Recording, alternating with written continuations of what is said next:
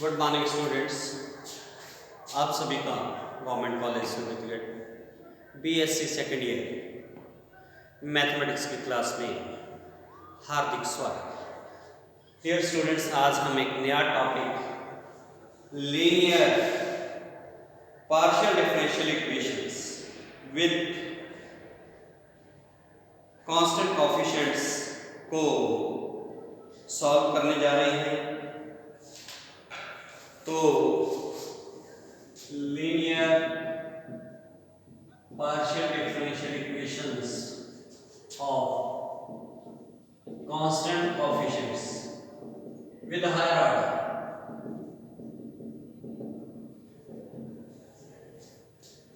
तो ऐसे समीकरणों को हम किस प्रकार से हल कर सकते हैं? कहने का मतलब कि अगर आपके पास a0 nth differentiation of z with respect to x raised to power n, a1 z की power n minus 1 plus an z plus b0 n minus 1th differentiation of z with respect to x की power n minus 1 n minus 1z and so on.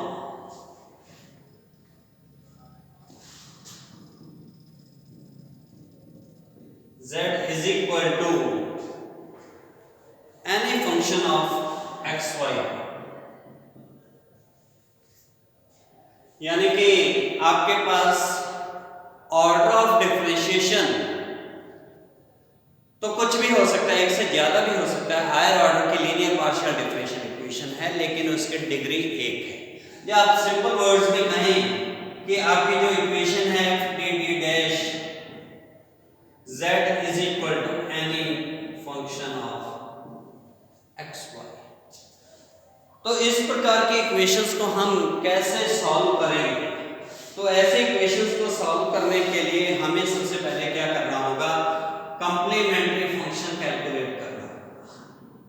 अब पूरक फलन ज्ञात करने के लिए right hand side कुछ भी है उसको आपने जीरो करते हुए f D D dash z is equal to 0। अब ये करने के बाद हमने क्या करना है कि सबसे पहले आपने एक ऑक्सिलरी इक्वेशन सहायक समीकरण लिखनी है। Right the auxiliary equation. और वो कैसे कैलकुलेट करेंगे? Replace d by m and d dash by 1। d को m से और d डैश को 1 से रिप्लेस कर दीजिए तो आपके पास क्या आ जाएगा? f m, 1 is equal to 0। इसके बाद find the roots of m।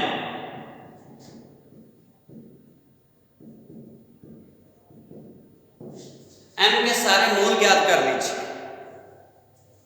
अब जब आप सारे मूल ज्ञात कर लेंगे तो आपके पास भिन्न भिन्न परिस्थितियां बन सकती हैं। पहले है कि if all the roots are real and distinct,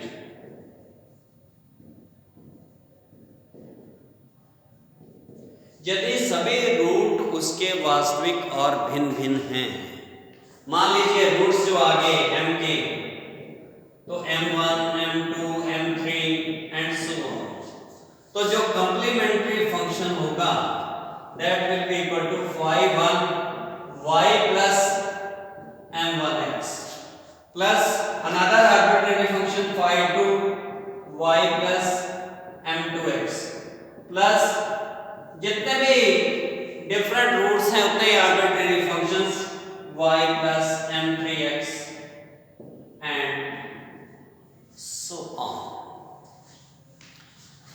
second case इसमें बन जाता है कि if roots are real and repeated. मान लीजिए कोई मूल हमारे पास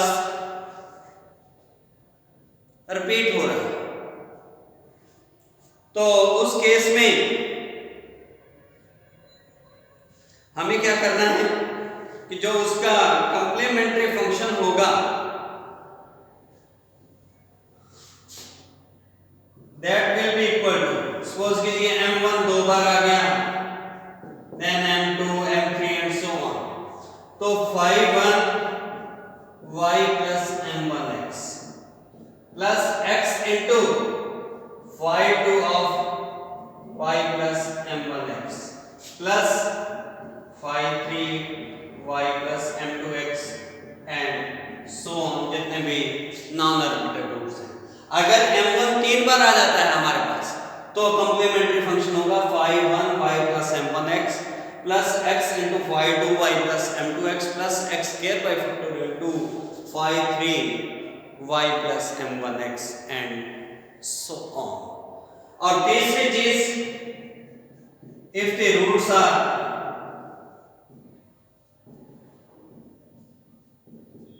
डिस्टिंक्ट एंड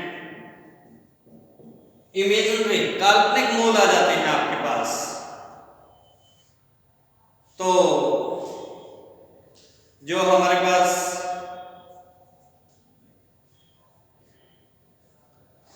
प्रोसेस होगा कंप्लीमेंट्री फंक्शन का phi1 alpha plus iota beta into x plus phi2 y plus, क्योंकि अगर अल्फा प्लस आयोटा बीटा है तो अल्फा माइनस आयोटा बीटा, क्योंकि कोई भी कॉम्प्लेक्स नंबर अकेला एग्जिस्ट नहीं करता तो उसका कॉन्जुगेट भी जरूर विद्यमान होता है, तो alpha minus iota beta x and so on. और अगर इसमें भी कोई रूट रिपीट हो जाता है तो पूर्व की भांति, जैसे मैंने स्टेप 2 में कहा था, उसी प्रकार से इसके भी जो कंप्लीमेंट्री फंक्शन लिखा जाएगा। इसके बाद अगर right hand side non zero थी, पहले मैंने कहा कि कैसे भी इक्वेशन है f d d dash into z is equal to any function of x and y, तो आपने क्या करना है, उसकी राइट हैंड साइड को शून्य करते हुए सहायक समीकरण लिखती हैं, और सहायक समीकरण लिखने के लिए replace d by m and d dash by 1, तो आपके पास इक्वेशन बन जाएगी f m, 1, यानी कि एक m में पॉलिनोमियल बन जाती है। उस पॉलिनोमियल के आप सभी मूल ज्ञात करेंगे, और अगर वो मूल सारे वास्तविक और भिन्न भिन्न होते हैं तो आपका complementary function phi1 y plus m1x plus phi2 into y plus m2x plus phi3 plus y plus m3x and so on, जितने भी रियल और डिस्टिंक्ट रूट्स हैं।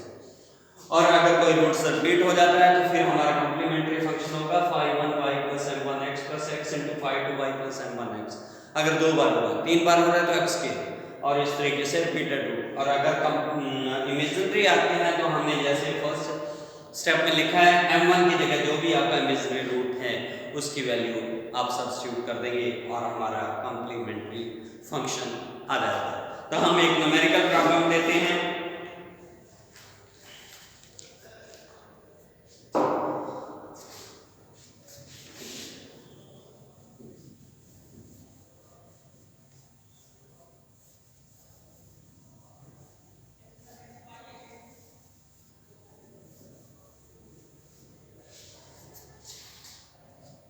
हमारा क्वेश्चन है कि solve del 3z with respect to del x3 minus 3 del 3z del x2 del y plus del 3z del x del y2 is equal to 0। तो del z by del x को हम d से represent करते हैं और del z by del y को हम d dash से रिप्रेजेंट करते हैं। तो पहला क्या है, d cube minus 3 del 3z with respect to del x2 del y है, दो बार x के सापेक्ष डिफरेंशिएशन है और एक बार y की, तो 3d2 d dash plus 2 d d dash 2 is equal to 0। अब आप इसकी ऑक्सिलरी इक्वेशन लिखेंगे क्योंकि राइट हैंड साइड पहले ही 0 है। तो आपने क्या करना है, d को m से और d डैश को 1 से रिप्लेस कर देना है, या कई बुक्स में सिंपली d डैश को 1 से रिप्लेस कर दिया जाता है, d को एज इट इज ही रख देते हैं। तो अपने पास क्या बना, m cube minus 3m square plus 2m is equal to 0। अब इसके मूल ज्ञात करेंगे आप, तो मूल ज्ञात करने के लिए m कॉमन आ गया, m square minus 3m plus 2 is equal to 0। तो m into m minus 1, m minus 2 is equal to 0। तो m इज इक्वल टू क्या आ गया, 0, 1 और 2। तो आप देख रहे हैं कि तीनों मूल्स जो हैं वो वास्तविक और भिन्न भिन्न हैं।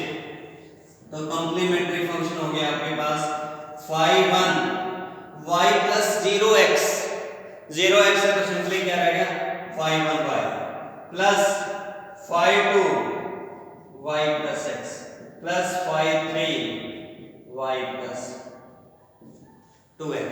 पर्टिकुलर इंटीग्रल क्योंकि राइट हैंड साइड है वो 0 ही होगा, तो इसलिए जो सॉल्यूशन होगा z is equal to complementary function plus particular integral.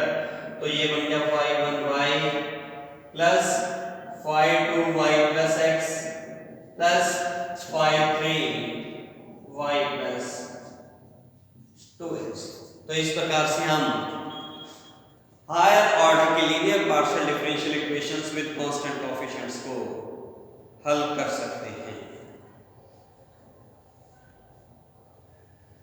और देखिए क्वेश्चन,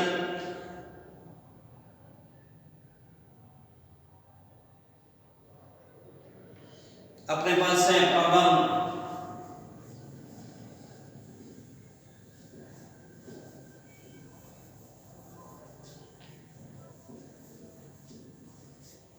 कि solve d3 minus 6d square d dash plus 11d dash square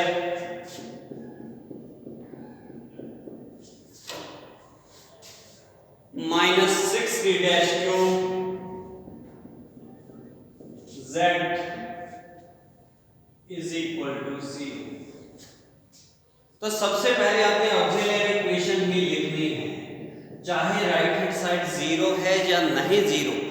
auxiliary equation को लिखते हुए आपने d की जगह पर m और d डैश की जगह पर 1 रखना है।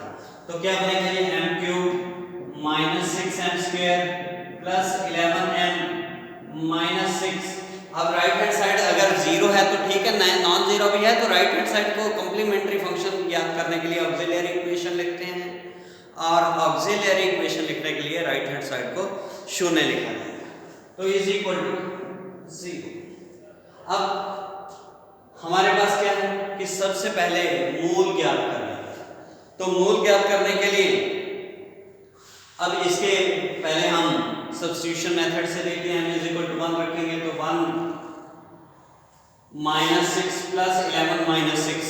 अगर m इज इक्वल टू 1 रखते हैं तो 0 इज इक्वल टू 0 बन जाता है, यानी कि m इज इक्वल टू 1 एक मूल है इसका।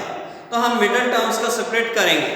तो कैसे, m is equal to 1 root बनने का मतलब m माइनस 1 क्या होना चाहिए, एक फैक्टर बनना चाहिए। तो इसलिए इसे मैं लिखता हूँ m cube minus m square. अब अपने पास था यहाँ minus 6m square, minus m square मैंने पहले लिख दिया तो बाकी रह गया माइनस 5m स्क्वायर।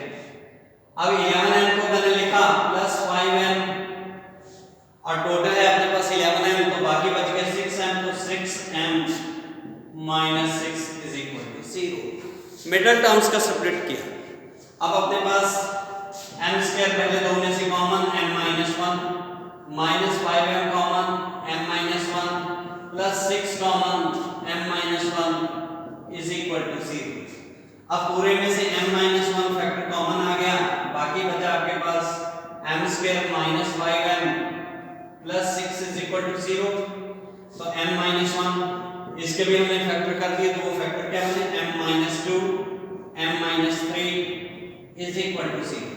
तो आपके पास m के जो वैल्यूज आ गई 1 2 एंड 3, तीनों रूट्स रियल और डिस्टिंक्ट बने। तो कॉम्प्लीमेंट्री फंक्शन क्या हो गया 5 1 y plus x plus 5 2 y plus 2x plus phi 3 y plus 3x। Particular integral क्योंकि राइट हैंड साइड 0 थी इसलिए 0 ही रहेगा, तो solution z is equal to complementary function plus particular integral. तो इस प्रकार से हम linear partial differential equations with constant coefficients का कॉम्प्लीमेंट्री फंक्शन ज्ञात कर सकते हैं। और पर्टिकुलर इंटीग्रल अगर राइट हैंड साइड 0 नहीं होगी तो उसको किस प्रकार से हल किया जाएगा ये हम अगले वीडियो में देखेंगे। Thank you very much.